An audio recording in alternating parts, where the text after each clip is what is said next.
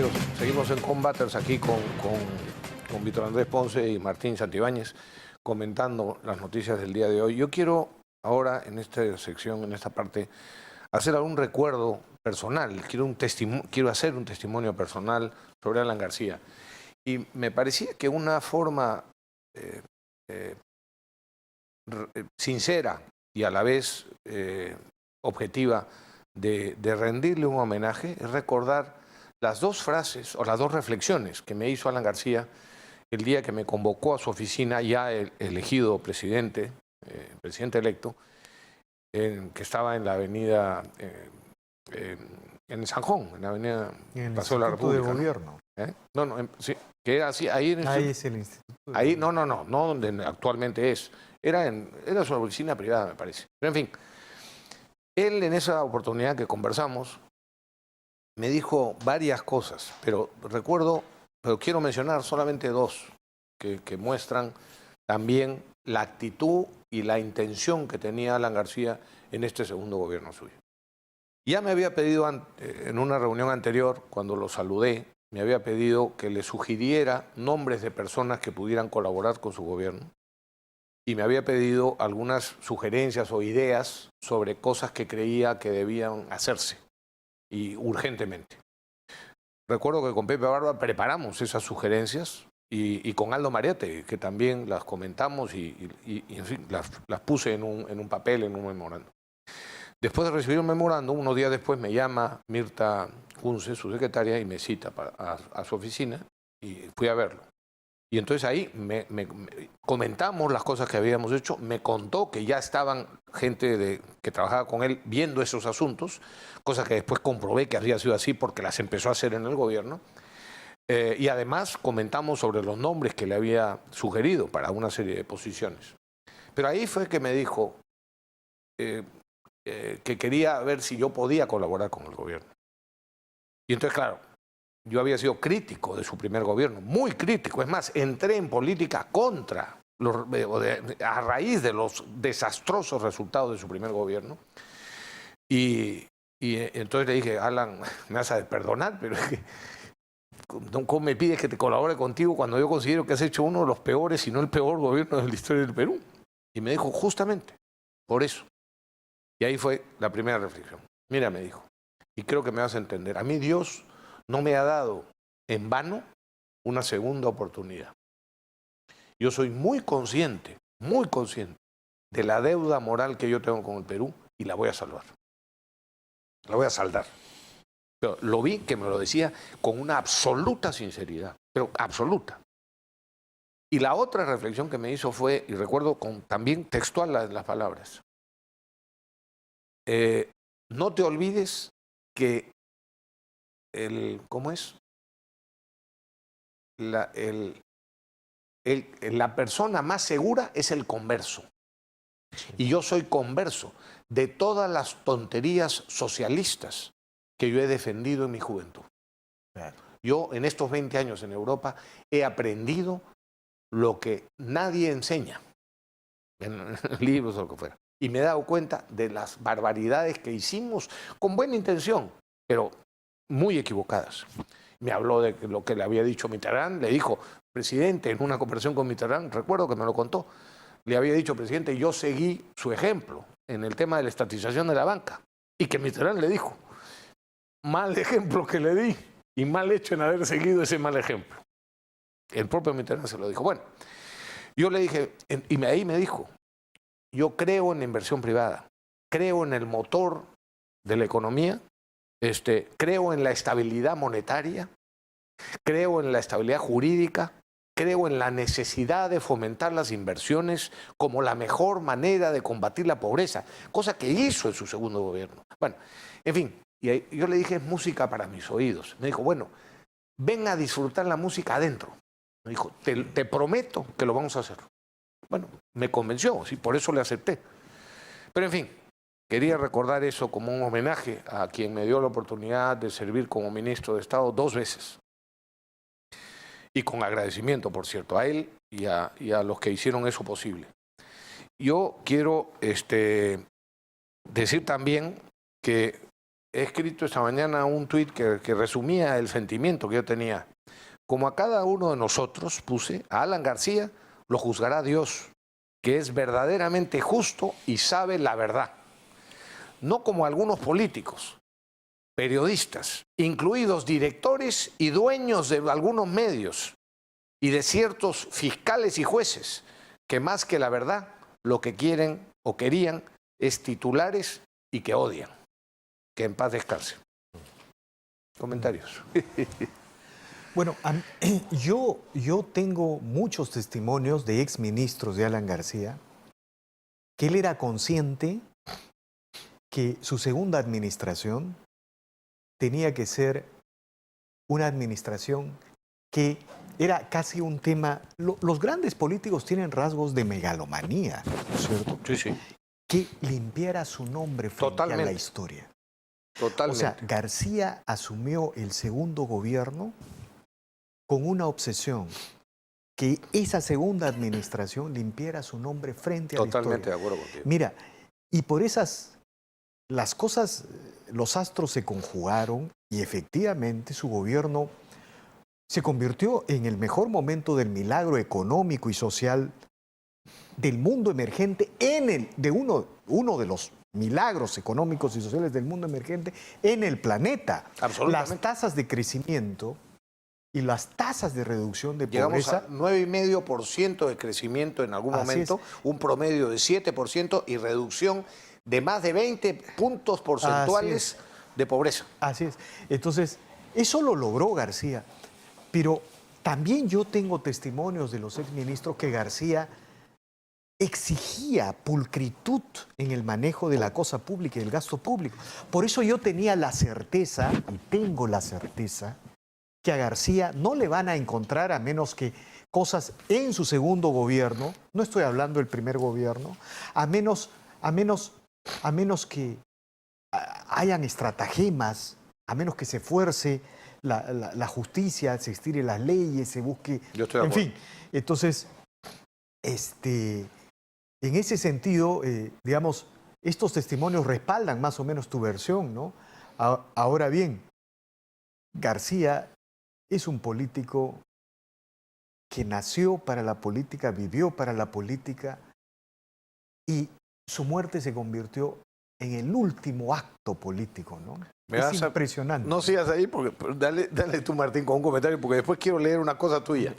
Es muy interesante lo que señalan ustedes, porque efectivamente la conciencia que él siempre demostró en sus escritos, en sus discursos, sobre el papel que tenía él dentro del aprismo y del propio aprismo en la historia del Perú, es completamente allista, ¿no? O sea, Haya de la Torre le inculcó a él especialmente y a su generación una conciencia sobre el papel del APRA y de su liderazgo dentro del APRA con respecto a nuestro país.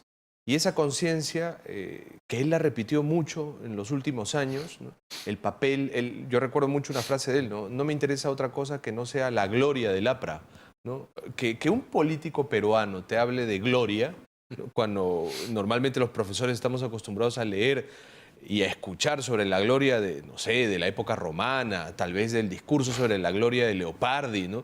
Pero que el año 2018 o 2017 sí, pues, Alan García te diga, lo que me interesa es la gloria del APRA, es que tiene conciencia de su lugar en la historia, ¿no? Totalmente. Y el disparo de hoy día es el producto de esa conciencia histórica. Él tenía una conciencia muy clara sobre cuál era el lugar de su liderazgo en la historia del Perú y que no podía acabar ese liderazgo en la cárcel, ¿no? Me contaba hace años, y me lo ha contado varias veces, exactamente igual Pepe Barba, de una reunión que tenían en el buró político del Partido Aprista hace años, y que estaban los jóvenes con Víctor Raúl, Haya de la Torre, y entre los jóvenes estaba Pepe Barba, estaba Alan García, por supuesto, en fin, me nombró a varios. Y entonces que le correspondía ese día a Alan García hacer una disertación sobre el espacio-tiempo histórico, y que la hizo. Y que el viejo Víctor Raúl, que lo escuchó atentamente, cuando concluyó, el único comentario que hizo fue el siguiente.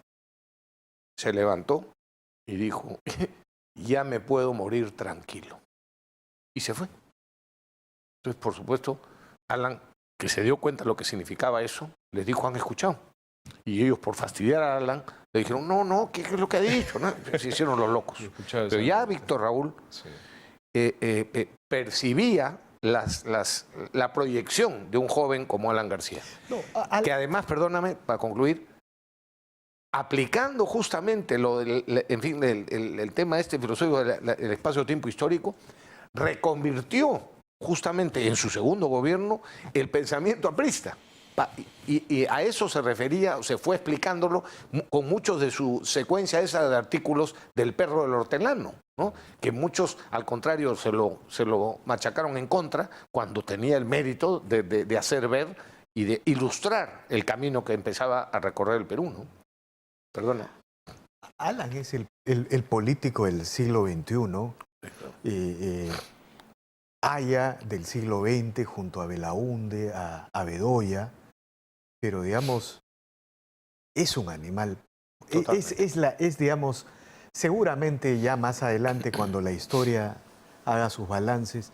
Bueno, a eso quería llegar. Mira, tú has escrito hoy día un artículo que a mí me ha parecido realmente muy bueno y quiero leerlo con el permiso de los televidentes.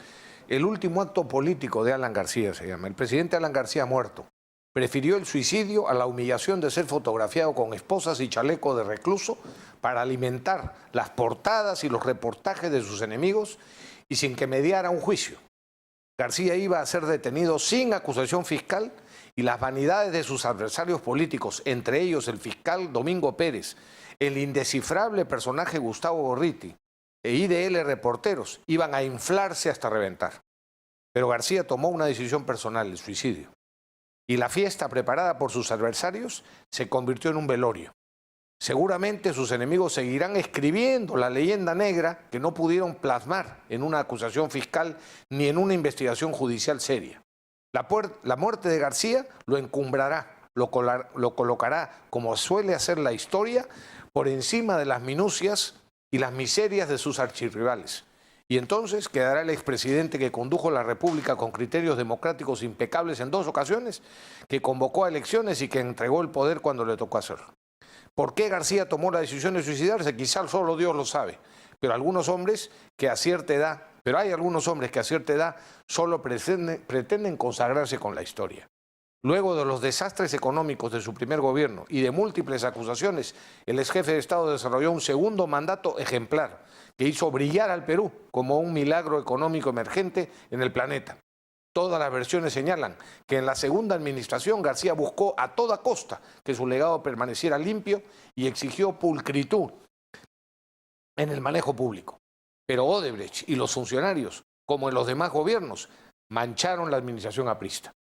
Esos hechos sirvieron para que sus adversarios se obsesionaran en vincularlo con hechos delictivos sin formular acusación fiscal alguna y utilizando todo tipo de arbitrariedades.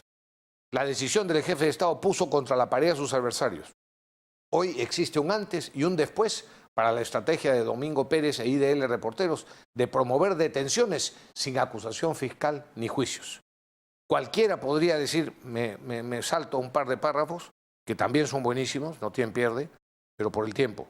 Cualquiera podría decir que Alan García solo era un animal político que nació y vivió para la política. Y si le quitabas la política, prefería la muerte. Apresarlo sin acusación ni juicio era quitarle todo. No es descabellado entonces decir que el suicidio de Alan es su último acto político.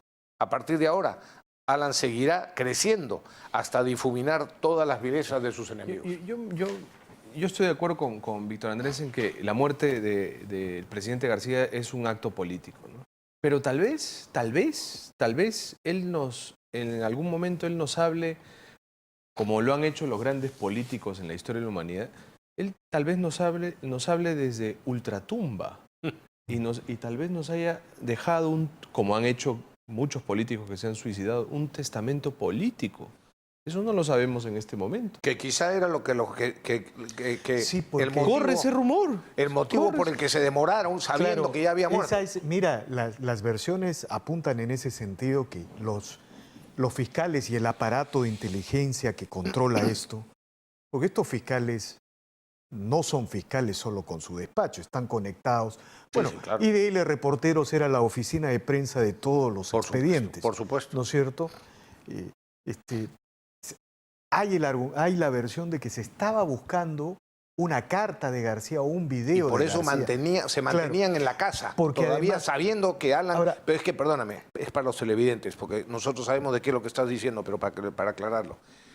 Lo que estamos diciendo es que probablemente que lo que querían era buscar y encontrar, para eliminarlo, ese testamento político que puede haber dejado escrito Alan García, y por eso se demoraban en retirarse de la Así casa, es. sabiendo ya confirmado que Alan García había fallecido. porque además, esta versión adquiere verosimilitud cuando uno recoge otras versiones que señalan que varias semanas atrás, cuando a García en conversaciones coloquiales de amigos o de su entorno cercano le preguntaba, ¿y qué sucede si lo detienen, presidente? Ah, bueno, yo me suicido. Lo decía, ¿no? Entonces no sería nada extraño, como dice Martín, Que que en efectivamente los próximos días exista o se conozca un testamento político de Efectivamente. García. Y eso significaría que sería un mensaje, su último acto político desde Efectivamente. ultratumba. Y por tanto, el fallecimiento es su penúltimo. Sería su penúltimo. Es posible. Tenemos que ir a otro corte.